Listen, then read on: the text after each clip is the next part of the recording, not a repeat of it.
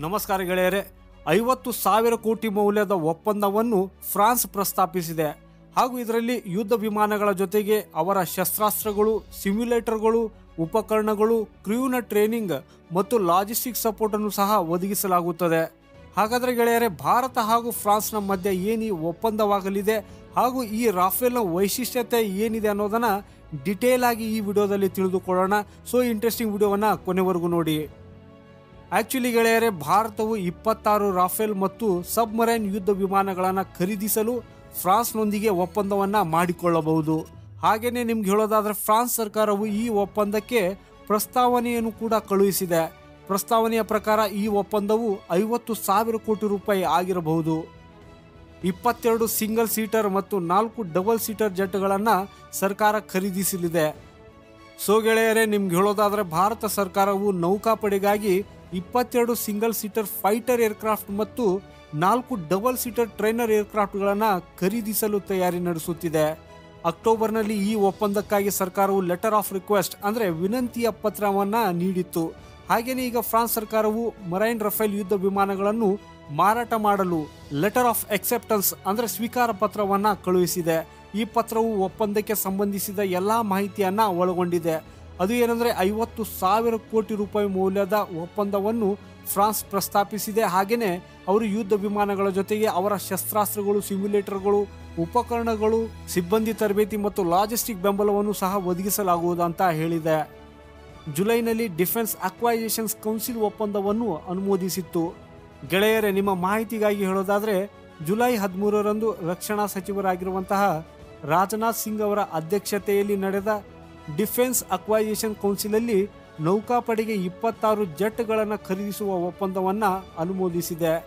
ಇದರ ಅಡಿಯಲ್ಲಿ ನೌಕಾಪಡೆಗೆ ಸುಮಾರು 30,000 ಕೋಟಿ ರೂಪಾಯಿಗೆ 26 ಯುದ್ಧ ವಿಮಾನಗಳು ಮತ್ತು 3 ಸ್ಕಾರ್ಪಿಯನ್ ಸಬ್ ಮರೈನ್ಗಳನ್ನು ಖರೀದಿಸಲಾಗುವುದು. ಪ್ಯಾರಿಸ್ನಲ್ಲಿ ಪ್ರಧಾನಿ ಮೋದಿ ಮತ್ತು ಫ್ರಾನ್ಸ್ ಅಧ್ಯಕ್ಷ ಎಮ್ಯಾನ್ಯುಯಲ್ ಮ್ಯಾಕ್ರಾನ್ ನಡುವಿನ ಪ್ಯಾರಿಸ್ ಸಮ್ಮಿಟ್ನ ಒಂದು ದಿನದ ಮೊದಲು ಡಿಫೆನ್ಸ್ ಅಕ್ವೈಸೇಷನ್ ಕೌನ್ಸಿಲ್ ಈ ಅನುಮೋದನೆಯನ್ನ ನೀಡಿತ್ತು. ಆದರೆ ಆಗ ಆ ಸಮ್ಮಿಟ್ ಅಲ್ಲಿ ಈ ಒಪ್ಪಂದದ ಬಗ್ಗೆ ಯಾವುದೇ ಪ್ರಸ್ತಾಪ ಇರಲಿಲ್ಲ. ಸಚಿವ ಸಂಪುಟದ ಒಪ್ಪಿಗೆ ಬಳಿಕವಷ್ಟೇ ಒಪ್ಪಂದ ಅಂತಿಮಗೊಳ್ಳಲಿದೆ. ಆದಾಗ್ಯೂ ಇನ್ನು ಫ್ರಾನ್ಸ್ ಒಪ್ಪಂದಕ್ಕೆ ಪ್ರಸ್ತಾವನೆಯನ್ನು ಮಾತ್ರ ಕಳಿಸಿದೆ. ಈ ಒಪ್ಪಂದವು ಅದರ ಬೆಲೆ ಮತ್ತು ಕ್ಯಾಬಿನೆಟ್ ಸಮಿತಿಯಿಂದ ಒಪ್ಪಿಗೆಯ ಬಗ್ಗೆ ಮಾತುಕತೆಯ ನಂತರವೇ ಅಂತಿಮಗೊಳ್ಳುತ್ತದೆ.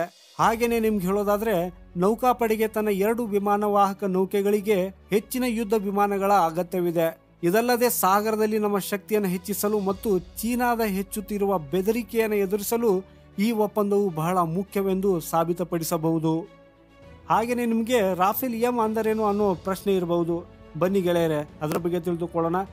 ರಾಫೇಲ್ ಎಂ ಅನ್ನೋದು ರಫೇಲ್ ಫೈಟರ್ ಏರ್ಕ್ರಾಫ್ಟ್ನ ಆವೃತ್ತಿಯಾಗಿದ್ದು, ಇದರ ಪೂರ್ಣ ಹೆಸರು ರಾಫೇಲ್ ಮ್ಯಾರಿಟೈಮ್. ಆಕ್ಚುಲಿ ಯುದ್ಧ ವಿಮಾನದ 3 ಪ್ರಮುಖ ವರ್ಷನ್ಗಳಿವೆ. Rafale C single seat ground ಆಧಾರಿತ ವರ್ಷನ್ ಆಗಿದೆ, ರಾಫೇಲ್ ವಿ 2 ಸೀಟ್ನ ಗ್ರೌಂಡ್ ಬೇಸ್ಡ್ ವರ್ಷನ್ ಆಗಿದೆ, ಹಾಗೂ ರಾಫೇಲ್ ಎಂ ಇದು ಸಿಂಗಲ್ ಸೀಟ್ ಕ್ಯಾರಿಯರ್ ಆಧಾರಿತ ವರ್ಷನ್ ಆಗಿದೆ. ರಾಫೇಲ್ ಎಂನ ನಿರ್ಮಾಣವನ್ನ ಫ್ರಾನ್ಸ್ ಕಂಪನಿ ಡಸಾಲ್ಟ್ ಏವಿಯೇಷನ್ ಮಾಡಿದೆ. ಹಾಗಾದ್ರೆ ಇದರ ಟೆಕ್ನಿಕಲ್ ಫೀಚರ್ಸ್ ಏನು ಅನ್ನೋದನ್ನ ತಿಳಿದುಕೊಳ್ಳೋಣ.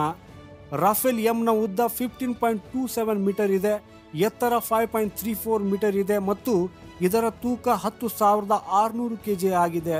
ಇದರ ಇಂಧನ ಸಾಮರ್ಥ್ಯವು 4,700 ಕೆಜಿ ಆಗಿದೆ.